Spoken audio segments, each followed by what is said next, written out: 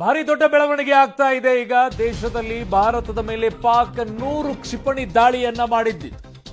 100 ಕ್ಷಿಪಣಿಯನ್ನ ರಾಜಸ್ಥಾನ್ ಒಂದರಲ್ಲೇನೆ 70 ಕ್ಷಿಪಣಿಯ ದಾಳಿ ಆಗಿದೆ. ರಾಜಸ್ಥಾನ್ ಒಂದರಲ್ಲೇನೆ 56 ಡ್ರೋನ್ಗಳಿಂದ ಪಾಕ್ ದಾಳಿಯನ್ನ ಮಾಡಿತ್ತು.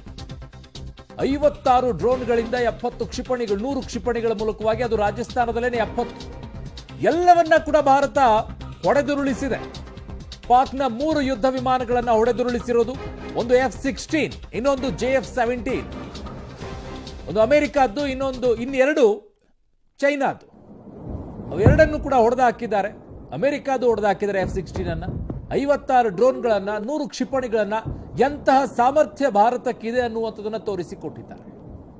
ಅಂದ್ರೆ ಒಂದು 10 ಹೊಡೆದಾಗ ಹೊಡೆದು ಬಿಡ್ಬೋದು ಇವರು, 100 ಹಾಕಿದಾಗ ಹೊಡೆಯಕ್ಕಾಗುತ್ತಾ ಇಲ್ವಾ ಅನ್ನೋ ರೀತಿಯಲ್ಲಿ ನಮ್ಮನ್ನು ನಾವು ಪರೀಕ್ಷೆ ಮಾಡೋ ರೀತಿಯಲ್ಲಿ ಆಗಿದೆ ಈಗ.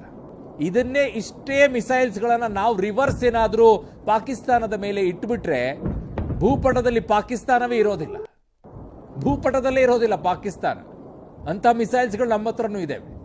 ಆಟ ಆಡ್ತಾ ಇದ್ದಾರೆ ಪಾಕಿಸ್ತಾನದವರು. 100 ಮಿಸೈಲ್ಸ್ಗಳನ್ನು, 56 ಡ್ರೋನ್ಗಳನ್ನು ಬಿಟ್ಟಿದಾರಲ್ಲ, ರಿವರ್ಸ್ ಇಷ್ಟೇ ಬಿಡ್ತಿದ್ರೆ ಡಬಲ್ ಬಿಡೋಣ. ಬೇಕಿದ್ರೆ ಬಲೂಚಿಸ್ತಾನ ಬೇಡ, ಅವ್ರು ಹೆಂಗಾದ್ರೂ ಅವ್ರಿಗೆ ಸಪರೇಟ್ ಬೇಕು ಅಂತಿದ್ದಾರೆ, ಅವ್ರು ಬಿಟ್ಬಿಡೋಣ.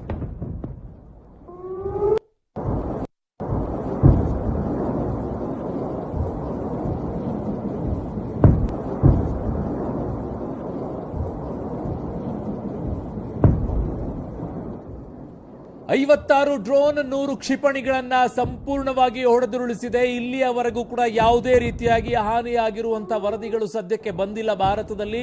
ಪಾಕಿಸ್ತಾನ ಹಾನಿ ಮಾಡುವಂತ ಎಲ್ಲಾ ಪ್ರಯತ್ನಗಳನ್ನ ಕೂಡ ಮಾಡ್ತಾ ಇದೆ.